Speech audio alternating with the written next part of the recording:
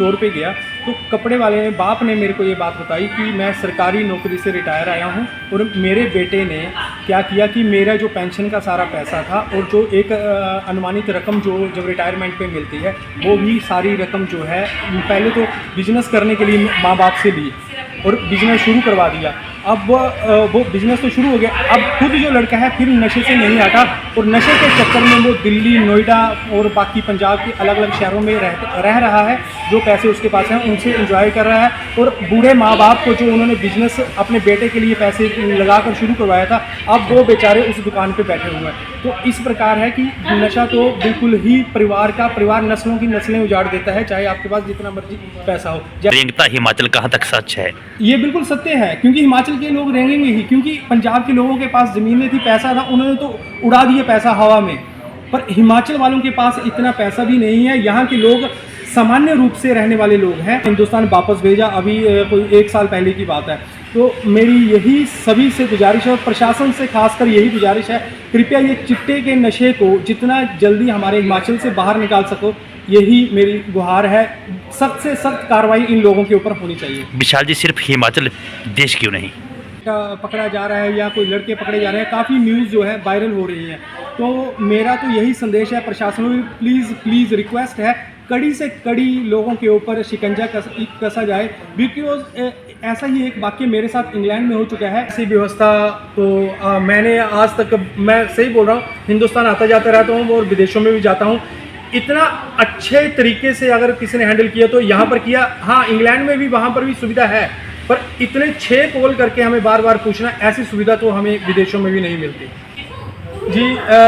वहाँ पर हमें जैसे कि एक होटल वाले के साथ व्यवस्था हुई, वहाँ पर एक होटल वाले के पास हमने रुकने की सोचा तो उन्होंने हमें मात्र 150 रुपये में रहने के लिए बिस्तर और हमें ऊपर ओढ़ने के लिए रजाई का प्रबंध करवाया। ऐसा नहीं था कि लोग हमें वहाँ पर लूट रहे थे। उन्होंने सिर्फ ये जानकारी दी कि वो ट्रक जो है सही नहीं चला रहा, तो उसी पर उन्होंने 6 बार हमें एम्बुलेंस ने अलग फ़ोन किया और बाकी प्रशासन ने हमें अलग बार फ़ोन किया। ज़्यादा भीड़ है, बार बार दिखा रहे थे, क्या वाकई में था, लगा कुछ? हाँ, भीड़ तो वहाँ पर लाखों में थी, पर व्यवस्था जो योगी सरकार ने की हुई थी, जो कि मेरे को लगता है बाकी सरकारों को भी इस चीज़ पर ध्यान देना चाहिए। करोड़ों लोगों, लाखों लोगों को व्यवस्थित रूप से उन्होंने सारी ही व्यवस्था की थी। अच्छा, मैं स्नान करके आए हैं तो इनसे जानते हैं यहाँ कि वहाँ पर इन्होंने क्या क्या गतिविधि देखी और कैसा लगा, वहाँ पर क्या महसूस हुआ? नमस्कार जी, विनोद जी, और हर हर महादेव। आज हम महाकुंभ की यात्रा संपन्न कर आज आए हैं। तो वहाँ पर हमने 26 तारीख का महाशिवरात्रि वाले दिन वहाँ पर स्नान किया। तो हमारा तो बहुत अच्छा एक्सपीरियंस जो है वहाँ का रहा है। हमने जो भी रास्ता था, रास्ते में जो भी सड़कें यूपी में बनाई गई हैं वो बहुत ही अच्छी, ऐसे महसूस होता है कि आप सड़क पे नहीं, आप एक पानी के ऊपर अपनी गाड़ी चला रहे हैं। 100 किलोमीटर तक आपको आंखें बंद करके भी, वैसे बंद तो नहीं करनी चाहिए, पर बंद करके भी अगर गाड़ी चलाते हो तो आपको कोई दिक्कत परेशानी नहीं है। और देखा जाए अगर भीड़ के हिसाब से वहाँ पर देखा जाए तो हमें तो बिल्कुल भी भीड़ वहाँ पर महसूस नहीं हुई। यहाँ तक कि एक छोटा मोटा प्रोग्राम, शादी में 50-100 बंदा आता है, शादी में भी यहाँ हमारे यहाँ पर, तो एक दूसरे का पैर कुचला जाता है, पर वहाँ पर इतना तक भी नहीं हुआ। जिस प्रकार से मीडिया में दिख रहा था कि बड़ी ज़्यादा भीड़ है, बार बार दिखा रहे थे, वाकई में था, लगा कुछ? हाँ, भीड़ तो वहाँ पर लाखों में थी, पर व्यवस्था जो योगी सरकार ने की हुई थी, जो कि मेरे को लगता है बाकी सरकारों को भी इस चीज़ पर ध्यान देना चाहिए। करोड़ों लोगों, लाखों लोगों को व्यवस्थित रूप से उन्होंने सारी ही व्यवस्था की थी। अच्छा, कोई ऐसा किस्सा आपकी यात्रा का जो आप शेयर करना चाहते हैं? जी, वहाँ पर हमें जैसे कि एक होटल वाले के साथ व्यवस्था हुई, वहाँ पर एक होटल वाले के पास हमने रुकने की सोचा तो उन्होंने हमें मात्र 150 रुपये में रहने के लिए बिस्तर और हमें ऊपर ओढ़ने के लिए रजाई का प्रबंध करवाया। ऐसा नहीं था कि लोग हमें वहाँ पर लूट रहे थे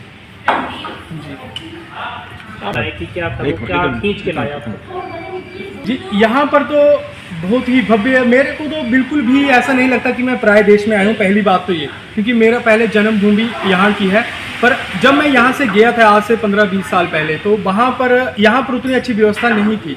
पर अब यहाँ पर आकर महसूस होता है कि हम किसी भारत उस भारतवर्ष में नहीं है जो कि हमारे 10, 15, 20 साल पहले का था। अब बिल्कुल चेंज हो चुका है। यहाँ पर हमें बिल्कुल भी ऐसा नहीं महसूस हुआ कि कोई चीज़ हमें नहीं समय पर मिल पाती, कोई सुविधा हमें नहीं मिल पाती। हो सकता है कुछ थोड़ी बहुत कमियां होंगी इंग्लैंड के आधार पर, उस बराबर का नहीं होगा, पर बिल्कुल ऐसा नहीं है कि हमें कुछ भी यहाँ पर दिक्कत परेशानी। बिल्कुल ऐसा हुआ मेरे साथ कि एक ट्रक ड्राइवर था, शायद उसने नशा किया होगा, या मेरा अपना अनुमान है नशा किया या उसकी गलत ड्राइविंग थी, ये मेरे को पता नहीं। तो उसको जब हम ओवरटेक करने लगे तो उसने हमारी तरफ के लिए अपना ट्रक मोड़ दिया। इसी के साथ क्या हुआ कि हमने चलो उसके बाद पासिंग तो हमने ले ली, क्योंकि 4-5 लेन का वो रोड था। तो उसके बाद क्या हुआ कि उन्होंने जब हमने उनको 112 पर फ़ोन किया, इमरजेंसी हेल्पलाइन पर, उन्होंने तुरंत बाद एक्शन लिया और निरंतर 6 बार हमें वहाँ की पुलिस का या प्रशासन का, एम्बुलेंस का हमें 6 बार लगातार फ़ोन आया कि आपके साथ कोई घटना ऐसी तो नहीं घटी, आप कहाँ पर हो, कौन से टोल नाके पर हो, अपनी लोकेशन बताओ तो हम आपकी सुविधा के लिए आते हैं। ऐसा वहाँ पर हमारे साथ हुआ। लगातार 6 बार फ़ोन आना एक मेरे लिए मैं समझ नहीं पाता। एक मात्र एक छोटा सा नागरिक भारत का होने के सिर्फ एक फ़ोन कॉल पे हमने सिर्फ ये जानकारी दी कि वो ट्रक जो है सही नहीं चला रहा, तो उसी पर उन्होंने 6 बार हमें एम्बुलेंस ने अलग फ़ोन किया और बाकी प्रशासन ने हमें अलग बार फ़ोन किया। ये पक्के कौन से राज्य का है जो ये उत्तर प्रदेश का है, यूपी का। मतलब योगी सरकार ने अच्छी व्यवस्था की है वहाँ पर? बिल्कुल बहुत अच्छी व्यवस्था है। ऐसी व्यवस्था तो मैंने आज तक, मैं सही बोल रहा हूँ, हिंदुस्तान आता जाता रहता हूँ और विदेशों में भी जाता हूँ, इतना अच्छे तरीके से अगर किसी ने हैंडल किया तो यहाँ पर किया। हाँ, इंग्लैंड में भी वहाँ पर भी सुविधा है, पर इतने 6 कॉल करके हमें बार पूछना, ऐसी सुविधा तो हमें विदेशों में भी नहीं मिलती। क्या लगता है आपको कौन सी मूलभूत सुविधाओं की कमी आजकल हमारे यहाँ पर है? कौन कौन सी ऐसी चीज़ें होनी चाहिए? फिलहाल मेरे को अभी हिंदुस्तान में आए हुए 3-4 दिन हुए हैं, तो 3-4 दिन तो मैं तो यात्रा पर था महाकुंभ की, तो वहाँ पर जो भी मेरे को एक्सपीरियंस रहा तो वो बिल्कुल मेरा अच्छा रहा। वहाँ पर किसी भी प्रकार की मेरे को अभी तक कोई भी परेशानी का सामना, पहले तो ऐसा होता था ना, हर नाके पे पुलिस वाले रोक के हाथ देते थे, बेल्ट लगाए भैया निकालो पैसे, पर अब ये हमारे हिंदुस्तान में अब बदल चुका है, ऐसा कहीं भी नहीं है। मैंने 4-5 स्टेटें जो हैं क्रॉस की, जैसे दिल्ली, यूपी, हरियाणा, पंजाब, अभी हिमाचल में, तो एक भी पुलिस वाले ने 1 भी रुपया हमसे नहीं लिया किसी भी कारण। अच्छा, आप विशाल जी युवा हैं और आप सोचवान हैं, क्या लगता है आपको आजकल जो समाज में चिट्टे का, नशों का प्रचलन बढ़ा है, क्या कहना चाहेंगे, क्या संदेश आपका? बहुत अच्छा जो आपने क्वेश्चन पूछा। अभी थोड़े दिन फेसबुक और मीडिया के माध्यम से थोड़ा बहुत मैं भी अपने हिमाचल और अपने ज़िले से जुड़ा हुआ हूँ, तो यहाँ पर मैंने देखा कि कई दिनों से इस विषय पर कोई चिट्टा पकड़ा जा रहा है या कोई लड़के पकड़े जा रहे हैं, काफ़ी न्यूज़ जो है वायरल हो रही है।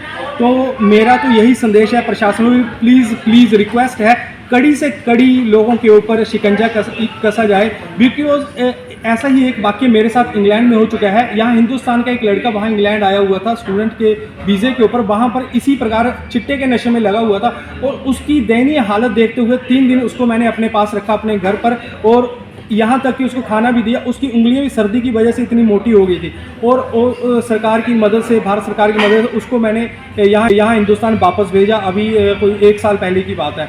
तो मेरी यही सभी से गुजारिश है और प्रशासन से खासकर यही गुजारिश है, कृपया ये चिट्टे के नशे को जितना जल्दी हमारे हिमाचल से बाहर निकाल सको, यही मेरी गुहार है। सख्त से सख्त कार्रवाई इन लोगों के ऊपर होनी चाहिए। विशाल जी, सिर्फ हिमाचल देश क्यों नहीं? हाँ बिल्कुल, ये आपका बात सत्य है, पर पता बात क्या है, अभी नया जो है हिमाचल में शुरू हो रहा है। मैंने पहले कभी अपने हिमाचल में देवभूमि में इस प्रकार के नशे के बारे में कभी सुना नहीं। अभी पंजाब और बाकी स्टेटों में तो ये तो बहुत बुरा हाल है, बाकी स्टेटों में है जो भी है। उड़ता पंजाब पहले बात चली थी, अब रेंगता हिमाचल कहाँ तक सच है? ये बिल्कुल सत्य है, क्योंकि हिमाचल के लोग रेंगेंगे ही, क्योंकि पंजाब के लोगों के पास ज़मीनें थी, पैसा था, उन्होंने तो उड़ा दिया पैसा हवा में, पर हिमाचल वालों के पास इतना पैसा भी नहीं है। यहाँ के लोग सामान्य रूप से रहने वाले लोग हैं, जो कि एक लिमिटेशन है। यहाँ पर फिर लोग ना रेंगना शुरू कर देंगे, उड़ेंगे नहीं, यहाँ पर रेंगेंगे लोग, क्योंकि पैसे पंजाब में तो खुला पैसा है और सरकारें भी वहाँ का ख्याल नहीं रखती। कई बार ऐसा भी सुना है कि नेताओं द्वारा भी लोगों को इस तरह की जगह पर लगाया जाता है, पर हिमाचल में ऐसी कोई सुविधा नहीं किसी भी युवा को मिलेगी। तो ये रेंगता हिमाचल ही है, वो आपकी बात बिल्कुल सही है जी। बिल्कुल, लड़कियों का ऐसा है, मैं आपको थोड़ी सी बात बताऊँ। लड़कियों का है पैसे के पीछे चक्कर, पैसे के चक्कर में लड़कियों कुछ थोड़ा बहुत पैसा बाहर से इकट्ठा कमाने के चक्कर में वो पहले तो शुरुआत करती हैं इस नशे में जाने का और साथ में ड्रग डीलिंग भी करती हैं। इस तरह का न्यूज़ जो है न्यूज़पेपरों पर हमने सुना है कि वो ड्रग डीलिंग के चक्कर में पड़ जाती हैं। ड्रग डीलिंग के चक्कर में जब पड़ जाती हैं तो सहेलियों को फुसलाना बहुत ही अच्छा एक तरह का आसान तरीका है कि सहेली के साथ जो है बिल्कुल अटैचमेंट हो जाती है। तो उस वजह से लड़कियां तो ज़्यादा इस नर्क में पड़ रही हैं। तो इन चीज़ों को बिल्कुल ही घर वालों को लड़कियों पर पैनी नज़र रखनी चाहिए, क्योंकि मातृशक्ति ही हमारे समाज की जो है बुनियाद है, नींव है। तो महिलाओं का ऐसी चीज़ों में शामिल होना कितना खतरनाक साबित हो सकता है, क्या कहते हैं? ये तो पूरा समाज खत्म हो जाएगा और महिलाएं भी इस चीज़ में शामिल हो। इंसान अगर आदमी नशे में पड़ता है तो थोड़ा बहुत नुकसान होगा, 80% तक होगा। अगर महिलाएं इस चीज़ में पड़ जाएं तो 100% हमारे देश का, हिमाचल का बिल्कुल पतन है। इसलिए लड़कियों के लिए जो संदेश है, बिल्कुल भी नशे के पास ना जाएं। अभी सोशल मीडिया में आ रहा था, एक लड़के ने अपने माँ बाप को भी ऐसी आदत से डाल दी क्योंकि उनको घुटनों में दर्द थी, तो उसके लिए उन्होंने दवाई मंगाई, तो उसने भी उसको पता नहीं कौन सी दवाई दी और उसको भी आदत से डाल दिया। और अब सोशल मीडिया में ही आ रहा था कि उसने जो अपना घर का सामान भी बेच दिया, सब कुछ कर दिया। तो इसके बारे में क्या आप संदेश देंगे आप? दरअसल बात पता क्या है, ये चिट्टा जो है नशा ही इस प्रकार का है। मेरे कुछ जानने वाले नवा शहर में, थोड़े दिन 1 साल 1.5 साल पहले की बात है, मैं नवा शहर में गया था, तो वहाँ पर मैंने चिट्टे की एक स्टोरी में कपड़े खरीदने के लिए एक स्टोर पे गया, तो कपड़े वाले बाप ने मेरे को ये बात बताई कि मैं सरकारी नौकरी से रिटायर आया हूँ और मेरे बेटे ने क्या किया कि मेरा जो पेंशन का सारा पैसा था और जो एक अनुमानित रकम जो जब रिटायरमेंट पे मिलती है, वो भी सारी रकम जो है पहले तो बिजनेस करने के लिए माँ बाप से ली और बिजनेस शुरू करवा दिया। अब वो बिजनेस तो शुरू हो गया, अब खुद जो लड़का है फिर नशे से नहीं हटा और नशे के चक्कर में वो दिल्ली, नोएडा और बाकी पंजाब के अलग अलग शहरों में रह रहा है।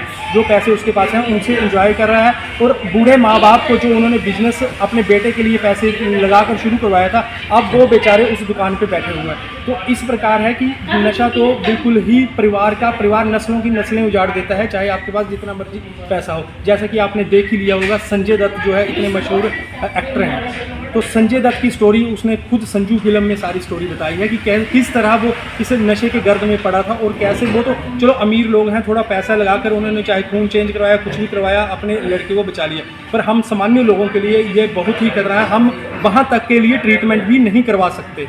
हमारा तो सिर्फ नर्क का रास्ता वो आप खोल रहे हैं नशे के चक्कर में।